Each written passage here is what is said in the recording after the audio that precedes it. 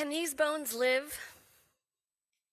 That might seem like a funny title this morning because we didn't read the scripture from Ezekiel from which that is taken. It is the passage where Ezekiel comes to the valley of the dry bones, and God says to Ezekiel, "Can these bones live?"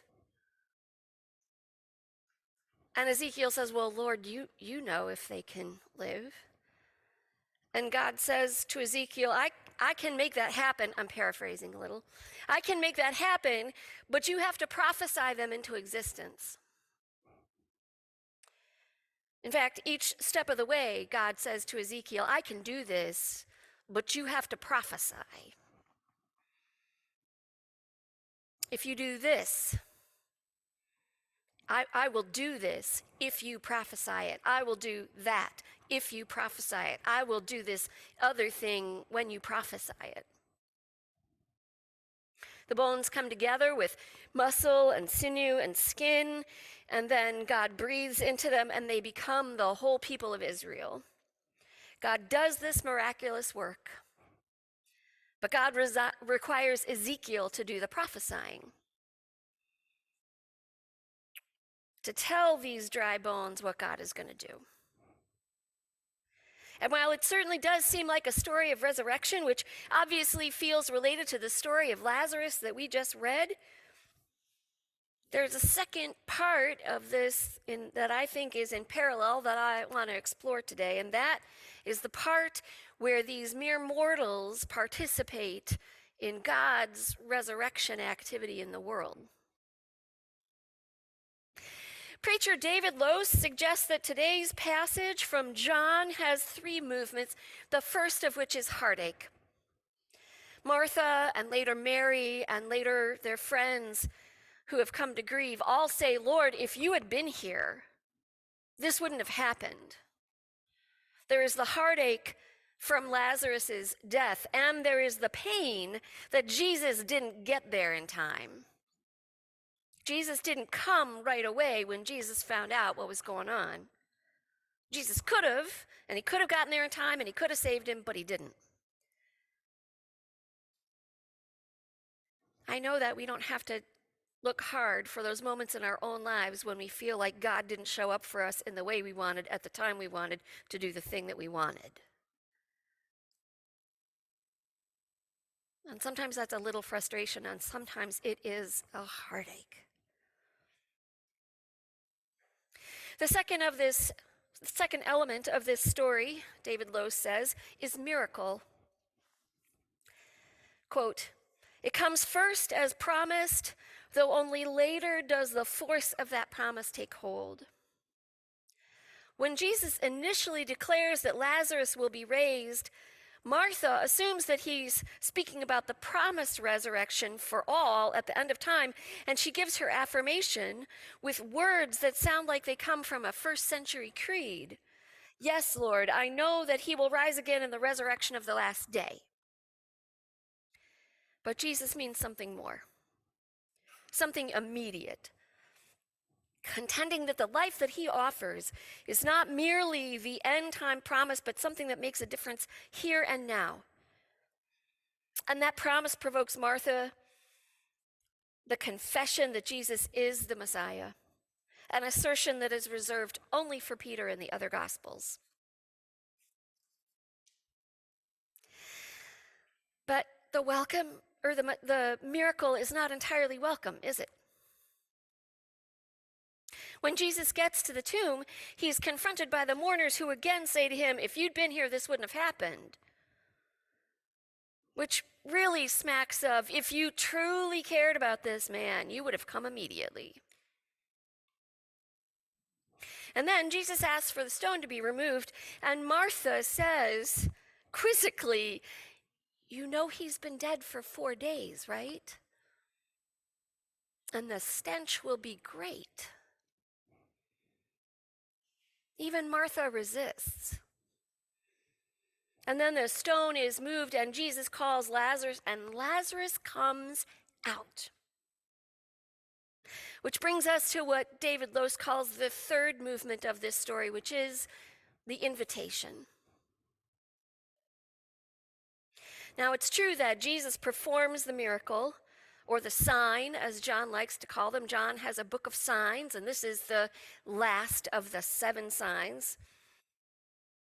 Clearly, Jesus has lots of power.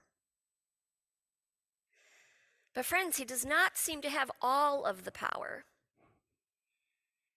He calls Lazarus to come out, but Lazarus has to respond.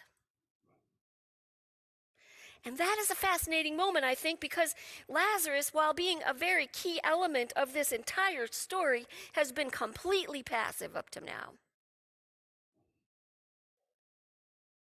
He's been like a prop or a set piece or a backdrop, as we would have said in my former life.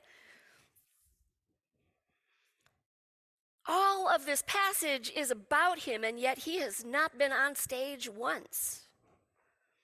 Not until this moment when he responds to Jesus' voice.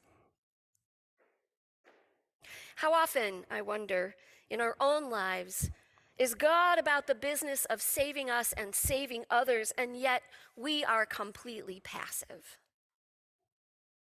Only at the last, when we finally clearly hear one brief command from God, come out, do we respond. But the invitation isn't just Jesus calling Lazarus back from death into life. When Lazarus comes out of the tomb, his grave clothes encase him. And Jesus looks at the crowd and says to them, "You unbind him and let him go." To me, this rings like God saying to Ezekiel, "I will do this thing, but you have to prophesy. You unbind him and let him go." This means that the power in this story lies in Jesus, lies in Lazarus, who's being called out of the tomb, and lies in the people of those around him whose work it is to help him get free. Jesus has clearly resurrected him. But maybe the people around Lazarus didn't unbind him the way Jesus told him to. Key in both the passage from Ezekiel and the passage today in John are the parts that mere mortals play.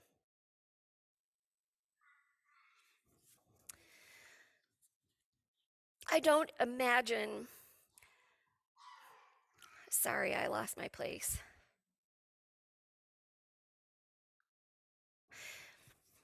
Friends, how often are we reluctant to participate in somebody else's liberation? How often are we content to sit on the sidelines and watch them get free and celebrate with them, but not participate? Lazarus needs to be liberated from death, and that might be incredibly intimidating, but every one of us needs to be liberated from death, even little deaths while we are still here on this earth. There are so many things that seek to steal our lives from us, or part of our lives, while we're here. It might be as clear and obvious as an addiction or a mental health challenge. It might be less obvious, like a grudge we refuse to address, or a wound that we continue to nurse but refuse to clean. Beloved, if we believe that Jesus has the power for resurrection and the life, which we do, which I do, which I hope you do, then we have to help each other get free. We have to participate in helping our neighbors get free.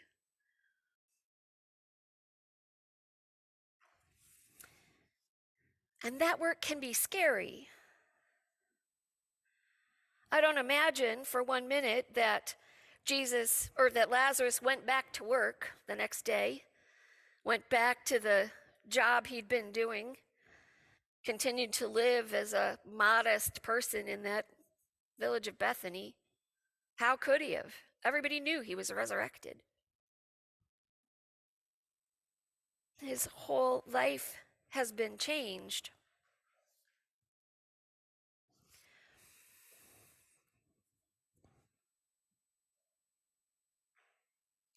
I surely hope that we understand the ways that we can help other people get free in the ways that folks helped Lazarus get free. If you have come here to help me, you are wasting your time. But if you have come because your liberation is bound up with mine, let us work together. That quote is attributed to Lila Watson, and it has served as a motto for many activist groups in Australia and elsewhere. Watson was heard delivering this quote at the 1985 United Nations Decade for Women conference in Nairobi. But the origins of this quote date back further. She has explained that in the early 70s, she had been part of an Aboriginal rights group in Queensland, and together they came up with that phrase.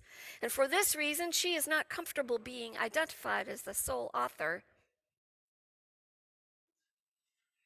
If you have come here to help me, you are wasting your time. But if you have come because your liberation is bound up with mine, then let's work together. Beloved, the only way that God's liberating love works is if we partner with God. God can do all manner of things, but God gave us free will. And so it is incumbent upon us to respond when we hear God's voice, as Lazarus did, as Ezekiel did. And it is incumbent upon us not just to work for our own liberation, but for the liberation of those around us. As Jesus reminds us, charges us when he says, unbind him and go let him go. And it's not easy work. According to the Gospel of John, when this miracle, this sign took place, many people came to believe that Jesus was in fact the Messiah, as Susan read. And in the verses we left out today, the remainder of this chapter, many others begin to plot Jesus' death. The work of liberation, the work of resurrection scares people. It upsets the status quo. It changes what we thought to be new, what we thought we knew to be true and unshakable. Death and taxes, right?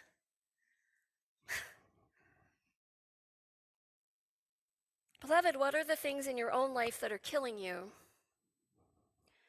What are the things in your own life that are keeping you bound up in a specific way or idea or plan that is not liberating for you, even if it feels safe and secure?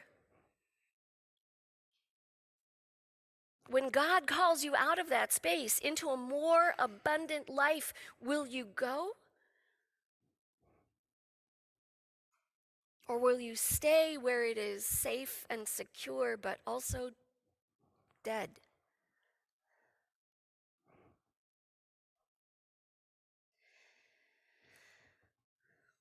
Jesus turns to all of us and says, unbind him and let it go. When he does that, will you respond with love and action because this is the Messiah? Or will you plot to kill him? I mean, honestly, you don't have to plot to kill him. If we simply choose an action, that's the same thing. That's the same thing as killing him. And that is the same thing as letting Lazarus stand there resurrected, all wrapped up in his grave clothes. It's not life for Lazarus. Deciding not to do anything is still a decision, right? Kicking the can down the road, putting the decision off further and further because we can't decide yes or no yet, that is a decision in and of itself. Make no mistake. And that's a decision that you should own, but seems easy not to own. But it is a decision, and it has consequences. Thomas Merton once said, you do not need to know precisely what is happening or exactly where it is all going. What you need is to recognize the possibilities and challenges offered by the present moment and to embrace them with courage, faith, and hope. Can these bones live? Absolutely, they can. If you want them to. If you are willing to participate with God. It doesn't matter how old you are. And it doesn't matter if your bones or your muscles ache.